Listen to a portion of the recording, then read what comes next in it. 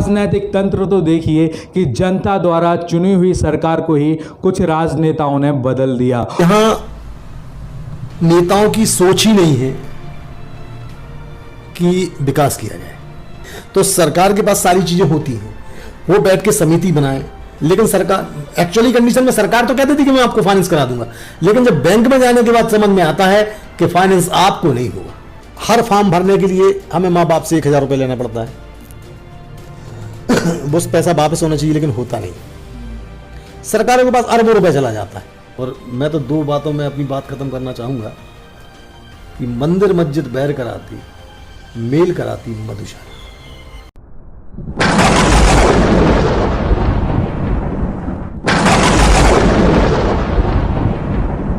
नमस्कार, मैं हूं आपके साथ में भूपेंद्र सिंह ठाकुर और आप रिपब्लिक सागर मीडिया का एक एक्सक्लूसिव कार्यक्रम देख रहे हैं। मध्य प्रदेश की 230 विधानसभा सीटों में से 28 खाली विधानसभा सीटों पर उपचुनाव होने के लिए जा रहे हैं। राजनीति का माहौल बहुत गरमाया हुआ है और 28 खाली विधानसभा सीटों में से पक्ष और विपक्ष दोनों पार्टियां अपनी सरकार बनाने की होड़ में लग चुके हैं। साथियों, मैं आपके लिए बताना चाहता हूं कि इस कोरोना महामारी के समय में किसी ने अपना रोजगार खोया तो किसी को भूखा रहकर पल पल तड़पना पड़ा, किसी को अपने पूरे परिवार के साथ अपने ही घर में होम क्वारंटाइन होना पड़ा, तो किसी ने अपने ही परिवार का साथ जिंदगी भर के लिए छोड़ दिया और इस दुनिया को अलविदा कहकर चला गया। और यह सिलसिला आज तक जारी है। तो सवाल यह उठता है कि इस कोरोना महामारी के समय जब जनता को सरकार की सबसे ज़्यादा ज़रूरत थी, सरकार से सबसे ज़्यादा अपेक्षाएं थी, उसी समय पर सरकार बदल गई और सरकार अस्थायी हो गई। और राजनीतिक तंत्र तो देखिए कि जनता द्वारा चुनी हुई सरकार को ही कुछ राजनेताओं ने बदल दिया और अब सरकार ही जनता से अपेक्षा कर रही है कि जनता सरकार बनाने में उनकी मदद करे और उस मदद के बदले सरकार उनकी ज़रूरतों को पूरा करेगी। आज हम इंट्रोड्यूस कराने के लिए जा रहे हैं एक ऐसी शख्सियत से जिन्होंने सागर के विकास को बहुत ही करीब से देखा है और अपनी सोच को आप सभी के सामने रखना चाहते हैं। और इस कोरोना महामारी के समय हमें किस किस स्तर पर अपने पड़ोसियों की और आसपास के लोगों की मदद करनी चाहिए और जिन लोगों ने इस कोरोना महामारी के समय में अपने रोजगार को खोया तो उन्हें किस किस स्तर पर एक्टिव होने के लिए ज़रूरत है। So today we would like to introduce the great social worker and businessman and unique personality Mr. Om Prakash Pandey। Sir बहुत बहुत स्वागत है आपका हमारे इस स्टूडियो में। जैसे कि सर जैसे आप है ना समाज सेवी संगठनों से जुड़े हुए हैं और काफ़ी हदों तक समाज सेवा भी की हुई है आपने। और जैसे कि हमें जैसी जानकारी मिली है कि जैसे सूरज सोनी जी यहाँ धर्म रक्षा संगठन चलाते हैं, उनसे भी आपका अच्छा व्यवहार है और अच्छे मिलना जुलना है उनसे। और उन्होंने भी बताया था कि गौ सेवा में भी आपका बहुत ज़्यादा लेवल तक इन्वॉल्व है, वहाँ पर से सेवा करते हैं। तो सर मैं जानना चाहूँगा, जैसे कि आपका स्पेशलाइजेशन डेवलपमेंट से रिलेटेड है, कई बार हमारे और आपके बीच में डिस्कशन हुआ, लेकिन इंटरनल हुआ, पब्लिक के सामने अभी तक ऐसा कोई डिस्कशन नहीं हुआ। तो सर डेवलपमेंट के बारे में अगर अपन डिस्कस करें तो आज बुंदेलखंड में और खासकर सागर जिले में किस क्षेत्र में डेवलपमेंट की जरूरत है और किस कार्य क्षेत्र में लोग कार्य करें? सर आप विकास की बात करते हैं, मैंने जब से होश संभाला है सरकारें आई और गई। आप भी शहर को देखते हैं, मुझे नहीं लगता कि किसी भी मामले में सागर में कोई विकास हुआ है। यहां नेताओं की सोच ही नहीं है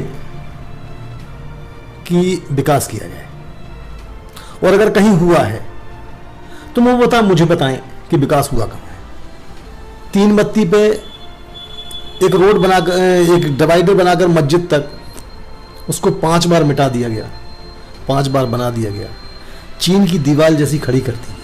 इसको विकास मानेंगे? जब से देश आजाद हुआ है 3 बत्ती पे एक रोड थी, वो आज भी ज्यों की त्यों रही, उस पर दोबारा रोड बना दिया गया। लेकिन हमारी ईमानदारी, मैं किसी पे इल्जाम नहीं लगा रहा हूं, अपनी खुद की ईमानदारी में आप देखिए कि आज रोड बनता है, कल मिट जाता है। सबसे पहले विकास के लिए रोड जरूरी है। विकास के लिए, विकास किस चीज को मानते हैं लोग? फैक्ट्रियां होना चाहिए। सागर में आज तक कोई फैक्ट्री नहीं लगी। यहाँ के जो बच्चे हैं वो दिल्ली, इंदौर, भोपाल, राजस्थान सब जगह सर्विस करने जाते हैं। तो आखिर सागर में हुआ क्या है? इन 50 सालों में सागर में कोई विकास नाम की चीज नहीं। मैं नहीं समझता कि बहुत मुश्किल से, बहुत संघर्ष के बाद केंद्रीय विश्वविद्यालय मिला था। डॉक्टर गौर का बड़ा सपना था कि सागर का विकास, और उन्होंने अपनी तरफ से किया भी। लेकिन यहाँ के आदमियों ने, यहाँ के आदमी बहुत बड़ी बड़ी जगहों पे भी हैं। डॉक्टर गौर जैसे, मैं तो उन्हें प्रणाम करता हूँ कि सागर में शायद आदमी एजुकेशन को समझ ही नहीं पाते जीवन में। वो तो गौर साहब का आशीर्वाद रहा कि यहाँ के ऑटो वाले भी, और बहुत गरीब से गरीब ने पीएचडी की। लेकिन जिस हिसाब से गौर साहब का सपना था वो पूरा नहीं हो पाया, और सागर के आदमी ने उसमें, मुझे नहीं लगता, मैं बड़ी ईमानदारी से कहना चाहता हूँ, उसमें मैं भी सहभागी हूँ। कोई अलग से, मैं अलग से नहीं हूँ, मैं भी सहभागी हूँ कि उस विकास के मामले में हम भी पीछे हैं और पूरा सागर पीछे है। सर, जिस जिस क्षेत्र में विकास नहीं हुआ है अभी तक, और जो आपने बोला है, जैसे 3 बत्ती का एग्जाम्पल दिया, लोगों का एजुकेशन यहाँ होने के बाद बाहर रोजगार करने के लिए जा रहे हैं, उसका एग्जाम्पल हुआ, वो बहुत चीज़ें काफ़ी हद तक ठीक है, यानी कि चीज़ें सही बोल रहे हैं आप, और ये समाज में, सागर शहर में हो रहा है। लेकिन ये तो हुआ है ना हमारे सागर ज़िले का लो पॉइंट। और अगर हम बात करें कि डेवलपमेंट के लिए गवर्नमेंट को या यहाँ के जुझारू या रिस्पॉन्सिबल लोगों को क्या क्या स्टेप लेने चाहिए यहाँ के डेवलपमेंट के लिए, तो सर उस पर आपके क्या सुझाव है? किसी भी शहर के विकास के लिए सबसे पहले रोजगार की व्यवस्था होना चाहिए। अब रोजगार भी 50 प्रकार के होते हैं। जैसे फैक्ट्री होना चाहिए, जैसे कि बहुत बड़े बड़े ठेकेदार होते हैं, उनके पास भी यहाँ के आदमी काम कर सकते हैं, लेकिन यहाँ इतने बड़े ठेकेदार काम नहीं करते, वो सारे बाहर के आदमी यहाँ के काम करते हैं और यहाँ से ले जाते हैं पैसा। सागर का पैसा सागर में रुके, इसके लिए सरकार के पास ऐसी कोई व्यवस्था नहीं। पहले बीड़ी के नाम से सागर जाना जाता था, सट्टेदार, मतलब बीड़ी का काम बहुत बड़ा चलता था, वो भी आजकल बहुत कम हो गया है। दूसरी बात, फॉरेस्ट के मामले में भी बहुत बड़ा काम हो सकता है। कृषि के मामले में भी सागर बहुत आगे है, लेकिन कृषि भी आज आदमी करना पसंद नहीं करता, उन्हें मशीनों से कराया जाता है, क्योंकि उसमें लेट भी हो जाता है आदमी।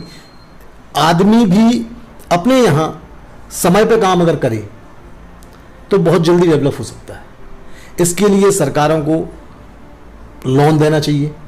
स्वरोजगार की बहुत बड़ी बातचीत, बहुत छोटे छोटे बिजनेस हैं लेकिन बहुत बड़े काम करते हैं। जैसे बरी का काम है, जैसे पापड़ का काम है, महिलाएं उसमें बहुत अच्छे से काम कर सकती हैं।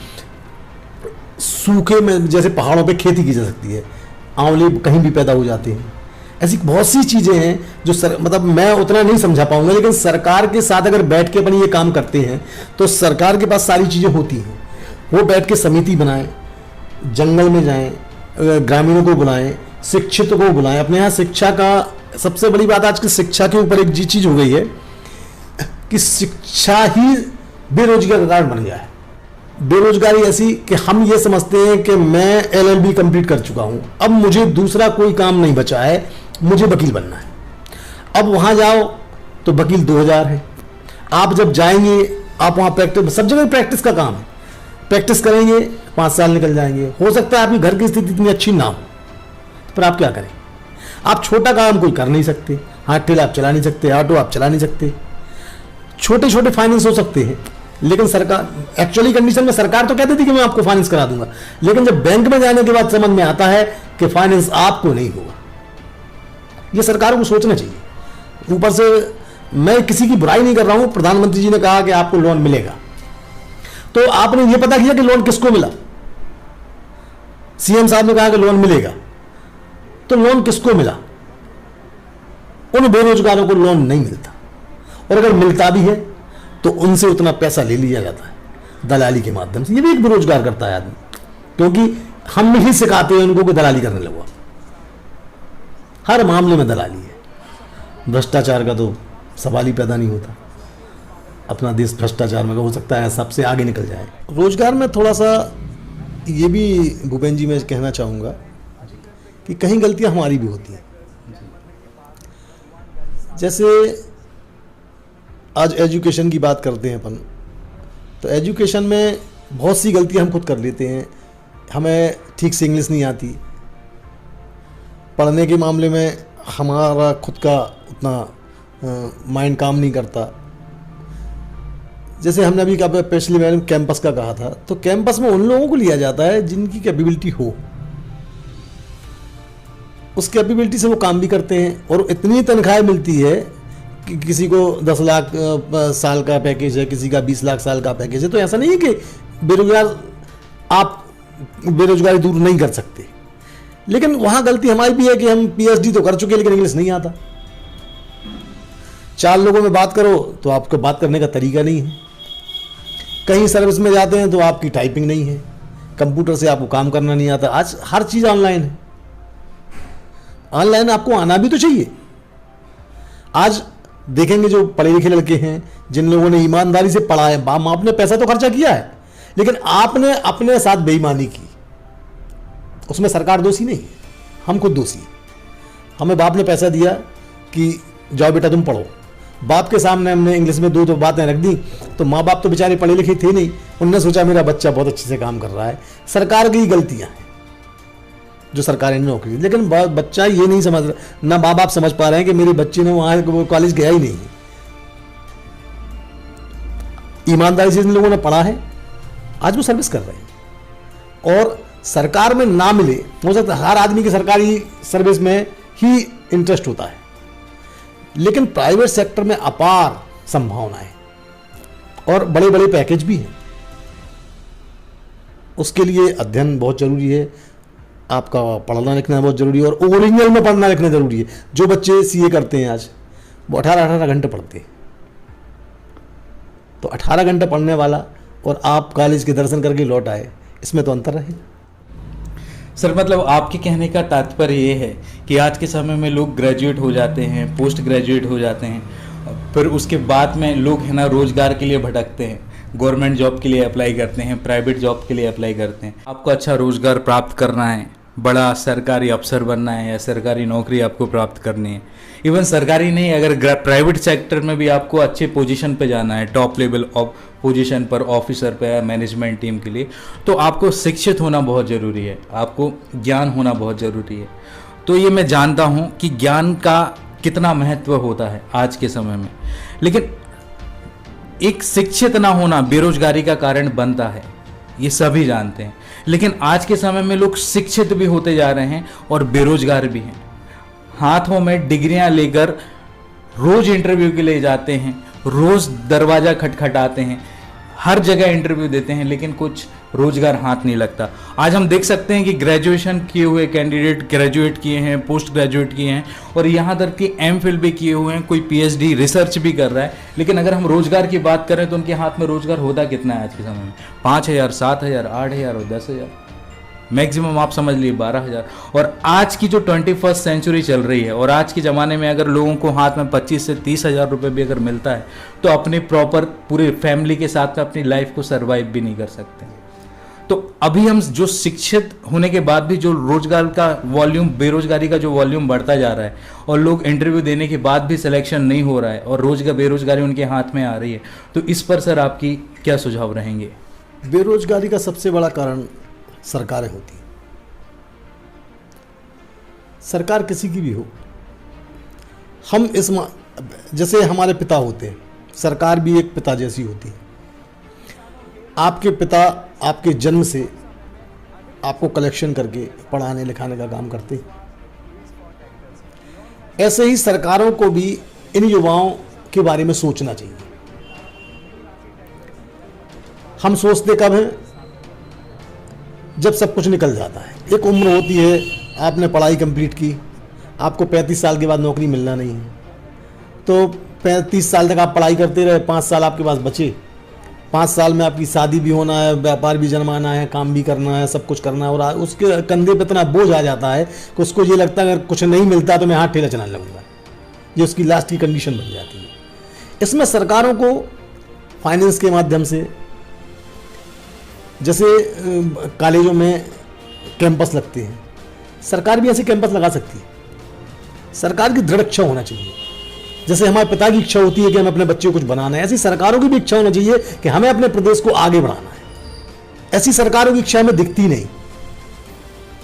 हो सकता है उस तरफ वो सोचते ना, मैं किसी पे इल्जाम नहीं लगा, हो सकता है उस तरफ ना सोचते हो। जैसे अभी सरकारों ने मिलकर इस महामारी से संघर्ष किया, सभी लोगों ने किया, उतनी जनता ने किया। जनता ने ज़्यादा किया, सरकारों ने कम किया, लेकिन जनता ने जो इसके लिए संघर्ष किया वो सराहनीय है। और मैं समझता हूँ सारे आदमियों ने जिससे जो कुछ बना उसने सब कुछ छोड़ के वो काम किया। ऐसे ही सरकारों को करना चाहिए कि रोजगार की व्यवस्था सरकार करे। आपने हमें पढ़ाया, हमारे माता पिता का जो भी पैसा था वो उसमें लग गया। अब हमारा काम है कि हमें माता पिता का सहयोग करना है, लेकिन करेंगे कहाँ से? हर फॉर्म भरने के लिए हमें माँ बाप से 1000 रुपये लेना पड़ता है। बस पैसा वापस होना चाहिए, लेकिन होता नहीं। सरकारों के पास अरबों रुपए चला जाता है। आज मैं नौकरी कर रहा हूं, अगर तुम मुझसे अगर 3 नौकरी मिल रहा है तो 3 लाख आदमी फॉर्म भर देते हैं। तो आपने तो हमसे पहले ही सब कुछ ले लिया, उसके बाद आप बच्चा 15, 20, 25 हज़ार जो कुछ देंगे सैलरी में, वो हमसे उसके ब्याज में मिल जाएगा उतना। तो सरकार कभी पैसा वापस तो करती नहीं, उन युवाओं को और लूट लेती है। लास्ट में कंडीशन उसकी ये हो जाती है कि या तो वो बेरोजगार हो जाता है, शिक्षित बेरोजगार में चला जाता है, तो सरकार उसको लोन भी नहीं देती। पहले से सरकार कहती है हम शिक्षित बेरोजगारों को लोन देंगे, कहाँ देते हैं लोन? और लोन की प्रक्रिया सरकार को वहां आके देखना चाहिए जहां हमें संघर्ष करना पड़ता है। कोई लोन नहीं देता, कागज मांगते मकान के, मकान के कागज हमारे नाम पे नहीं, हमारे बाप के नाम पे हो सकता है, उनके पिता के नाम पे हो, और अगर बोझ हम रख देंगे नहीं उठा पाए तो बाप का मकान चला जाएगा। हम क्या करें? हमारे बारे में कोई नहीं सोचता। युवाओं के लिए सबको आगे बढ़ाना है, लेकिन कहां बढ़ाना है ये किसी सरकार से मैंने आज तक नहीं सुना कि वो हमें आगे बढ़ाएंगे। कहां बढ़ाएंगे? नौकरियां हैं नहीं, तनख्वाहें बांटने की व्यवस्थाएं नहीं बन पा रही, लाखों सीटें खाली रखी हैं। आप हर साल एज बढ़ा देते हैं, जिसको 60 है उसको 62 कर देते हो। मतलब 62 करने के आप क्या चाह रहे हैं? जो बच्चा 30 साल 34 साल का है वो 36 साल का हो जाएगा, उसकी नौकरी गई। सरकार, मैं आपको पहले कह रहा हूं, सरकार पिता है। बच्चों को पालने का काम कौन करेगा? बाप है। तो ऐसे ही सरकार सबकी पिता है, सरकार को भी पालने का काम करना चाहिए। 62 साल उम्र बढ़ा के उन बच्चों को बेरोजगार नहीं करना चाहिए। सारा सरकार के हाथ में, सरकार ही सब कुछ कर सकती है, सरकार सक्षम होती है। और सर आगे मेरा आपसे एक और सवाल है, जैसे कि कोविड-19 हमारे सागर शहर में ही नहीं बल्कि मध्य प्रदेश में, भारत बल्कि पूरे विश्व स्तर में फैला हुआ है, और सबसे बड़ा वायरस बताया जा रहा है, महामारी के रूप में हमारे पूरे विश्व में आया है। लेकिन आज भी लोग अब अवेयर नहीं हैं, यानी कि जो लाइफस्टाइल ये वायरस आने से पहले की थी वही लाइफस्टाइल लोग आज भी जी रहे हैं। कोई ज़्यादा डरा हुआ है तो किसी को कोई चिंता भी नहीं है। संदेश सीधा सा है, जो सरकार की गाइडलाइन है उसको ही फॉलो करना चाहिए, चाहे हम हो चाहे आप हो चाहे कोई भी हो। ओवर स्मार्ट बनने की आवश्यकता नहीं है। अगर कहीं कुछ हो गया तो पूरा परिवार परेशान होता है। आज उनके पीछे सोचना चाहिए, जो हमारे डॉक्टर हैं, नर्सें हैं, वो बेचारे दिन रात मेहनत कर रहे हैं और आपसे रिक्वेस्ट कर रहे हैं। सभी लोगों ने रिक्वेस्ट किया आपसे, देश के चाहे नेता हो चाहे अभिनेता हो, चाहे पुलिस हो चाहे सिंपल आदमी हो, सभी लोग आपसे हाथ जोड़ के ये कह रहे हैं कि आप घर पे, अगर ज़रूरी काम ना हो तो घर पे रहिए, साथ में सोशल डिस्टेंसिंग का पालन करिए, मास्क लगाइए, ज़रूरी ना हो तो भीड़ में मत जाइए। आपकी वजह से आपका पूरा परिवार सफ़र करता है। आप बाज़ार आते हैं तो आपके घर वालों को बड़ी चिंता रहती है कि हमारे घर वाले बाहर गए हैं, माता पिता, पत्नी, बच्चे सब आपसे ही जुड़े होते हैं। और एक बार अगर किसी एक आदमी के, मैं एक चीज़ और बड़ी गलत है कि अगर किसी को कुछ हो गया, ऐसा होना नहीं चाहिए। सब लोग कह रहे हैं उनसे उनकी मदद करना चाहिए, लेकिन अपने यहाँ एक नई चीज़ है कि अगर किसी को मोहल्ले में हो गया तो उसकी तरफ देखना बंद कर देते, जबकि हमें उसकी मदद करना चाहिए। उस परिवार की मदद करना हमारा काम है। वो तो क्वारंटाइन हो जाता है, उससे हम ये पूछ सकते हैं कि आपको खाना चाहिए, डिस्टेंस रखें। उसके साथ में पूरी फैमिली भी क्वारंटाइन हो जाती है। पूरी फैमिली क्वारंटाइन हो जाती है। खाना उसके यहाँ घर पे है कि नहीं है, सब्जी उसके घर पे है कि नहीं है, दूध उसके घर पे है कि नहीं, ये मोहल्ले वाले पूछना तो बंद, उसकी तरफ देखना बंद कर देते। हम उसकी मदद नहीं करते, हमें उसकी मदद करना चाहिए। जबकि सरकार खुद कह रही है कि आपको लग नहीं रहा है, ये कोई हवा में नहीं लगता, आप डिस्टेंस बना के रखिए, मास्क पहन के रखिए, जो गाइडलाइन सरकार की है उसको आप फॉलो करिए, तो कोई दिक्कत नहीं है। डॉक्टर भी आपसे कह रहे हैं लेकिन आप एक नई चीज जोड़ेंगे कि जिसको अगर मोहल्ले में किसी को कुछ हो गया तो उसकी तरफ मोहल्ला वाले देखना बंद कर देते हैं और उसको इतनी गंदी नजर से देखते हैं जैसे वो बिल्कुल छूत की बीमारी हो गई। और दूसरे ये ना समझे कि हम लोग यहाँ बैठे हुए हैं तो डिस्टेंसिंग का पालन कर रहे हैं। मास्क लगाना चाहिए, मैं मास्क रखे हुए लगाऊंगा दोनों। मतलब मैं ये चाहता हूँ कि सभी लोग शासन की गाइडलाइन का पालन करें और जो सरकार कह रही है, जो हमारे डॉक्टर हमसे कह रहे हैं, जो हमारी नर्स हमारे हमसे कह रही हैं, हमें उनका पालन करना चाहिए। और साथ में दूसरों की मदद करने के लिए जो आपकी पोजीशन हो उस हिसाब से आप सबकी मदद करें।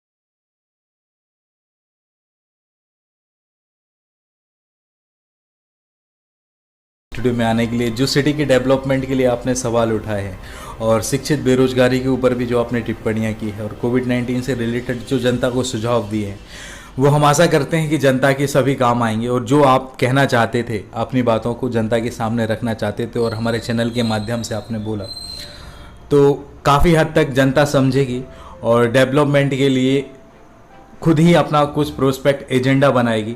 और जो शिक्षित युवा हैं और जो आज भी बेरोजगार हैं, वो किस कारण से बेरोजगार हैं वो भी आज आपको कारण शायद पता चल गए। क्योंकि बेरोजगारी के लिए हम हर बार सरकार को जिम्मेदार नहीं ठहरा सकते।